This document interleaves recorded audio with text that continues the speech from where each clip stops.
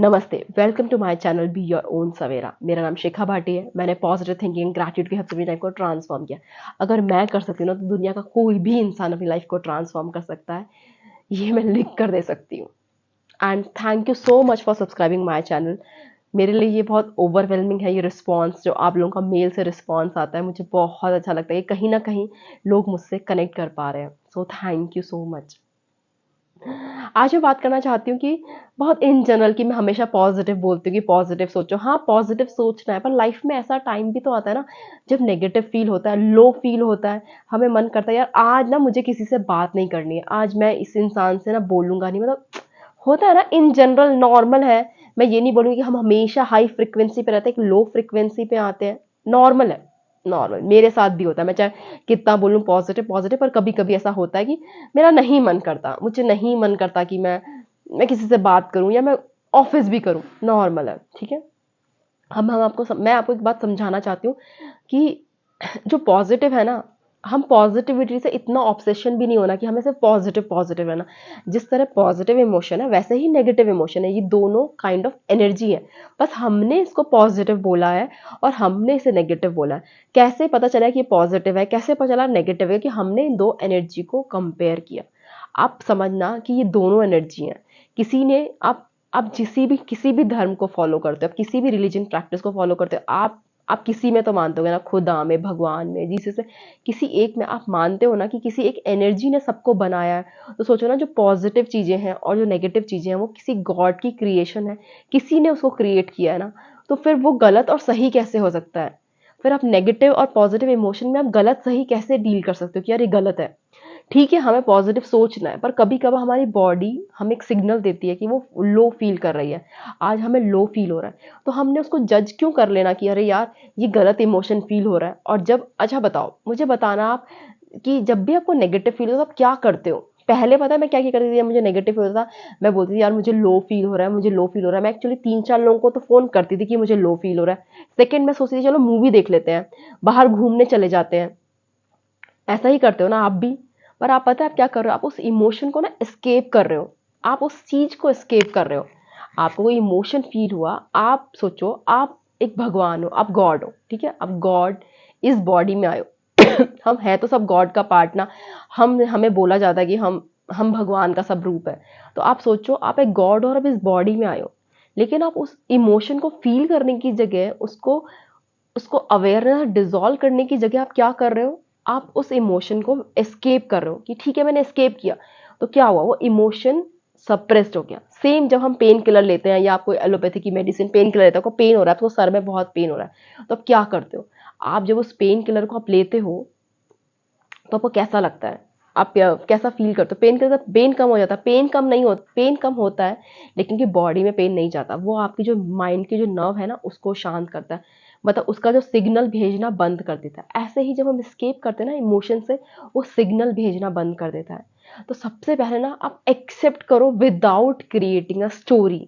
Story create करने से के अलावा, सपोज मैं एग्जांपल लेती हूँ, ठीक है। समझ लो आप और मैं फ्रेंड हैं, हम लोगों को जाना है, हमने प्लान बनाया कि चलो हम लंच पे मिलते हैं। हम दोनों लंच पे गए, सो मैं आ नहीं पाई लंच पे, ठीक है। तो आपने सबसे पहला थॉट आता है कि यार ये ना वो कहीं गई होगी या वो मुझे इग्नोर कर रही है। आते हैं ना हमारा थॉट। आपने स्टोरी क्रिएट कर ली, आपने एक स्टोरी क्रिएट कर ली, फिर आपको ये पता चलता है, आपने बोला अरे यार उसने मुझे आई नहीं मिलने, मुझे शायद मुझे चीट किया या मुझसे मिलने नहीं आई, मुझे प्रॉमिस किया। ये सब थॉट्स आते हैं ना। लेकिन जब हमें पता चलता है अरे यार वो जो हमारा जो फ्रेंड था ना, वो ना बिजी हो गया, उसको हॉस्पिटल जाना पड़ गया, उसकी फैमिली में कुछ केस हो गया, तो अब कैसा आपका रिएक्शन कैसा होता है? अरे यार मैंने तो इतना फालतू में सोच लिया, वो तो सच में बिजी था। समझे? आपने उस पॉइंट पे स्टोरी क्रिएट करी। इसलिए जो भी आपको सैडनेस हो रही है ना, जो भी इमोशन फील हो रहा है, I get it, I really get it. मैं आपको सच में बताती हूँ कि मैं समझती हूँ, क्योंकि मैं उस इमोशन से उन सब चीज़ों को देख कर आई हूँ।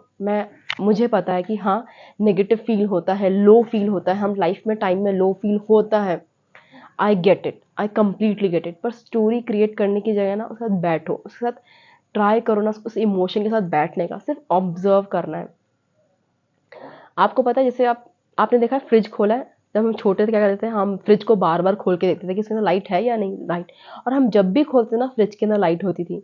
हमें देखना है कि फ्रिज के अंदर लाइट बंद कब होती है। आप सोच समझ रहे हो, आप एक सुप्रीम पावर, एक सुप्रीम लाइट ना, वो आपके अंदर है, वो आपके अंदर है।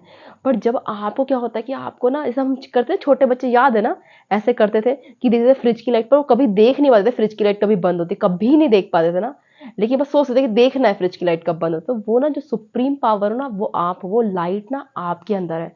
आप उसके साथ, उस अवेयरनेस के साथ आप बैठो, आप उसके साथ ट्राई करो। देखो, कुछ नहीं करना, कुछ भी नहीं करना। मैं आपको कुछ नहीं कह रही, इमोशन आया, अगर मुझे अभी कोई नेगेटिव इमोशन आ रहा है, ठीक है, आया, उसके साथ, बस उसके साथ, चाहे आपको आंख बंद करनी है, बैठो, आप अकेले बैठना है, विदाउट एनी म्यूजिक के डिस्ट्रैक्शन के, आप उस इमोशन को फील करो। कितना फील कर सकते हो, देखो, आप half an hour, 15 minutes, 20 minutes आप बैठ सकते हो ना, फिर बैठो। उसके बाद आपको जो देखना है आप उसको देखो, पर उस इमोशन, थोड़ी देर उसके साथ बैठो, ठीक है। ये आपने किया, इमोशन बैठे, पर आपको लग रहा है कि इमोशन बहुत ज़्यादा हो रहे हैं, मुझे नहीं समझ आ रहा कि मैं कैसे करूँ। एक वाइट पेपर लो, वाइट पेपर में उसको पेंसिल से लिखो, पेंसिल से लिखने के बाद उसको इरेज करो, इरेज करने से उस पेपर को फाड़ो, फाड़ने के बाद उसको पेपर को जला दो, बर्न करो, उसे बर्न थेरेपी कहते हैं, ठीक है। अगर आपको बहुत ज़्यादा इमोशन तो आप बर्न थेरेपी यूज़ करो, लेकिन मुझे ऐसा लगता है, मैं ऐसा सोचती हूँ कि किसी कोई भी इमोशन आता है ना, उसे अवेयरनेस से डिजॉल्व करना है, क्योंकि वो इमोशन है, वो कांस्टेंट नहीं है, कांस्टेंट आप हो। आप याद रखना कि कांस्टेंट आप हो। आप, जिस दिन हमें याद रखना कि हम कांस्टेंट है।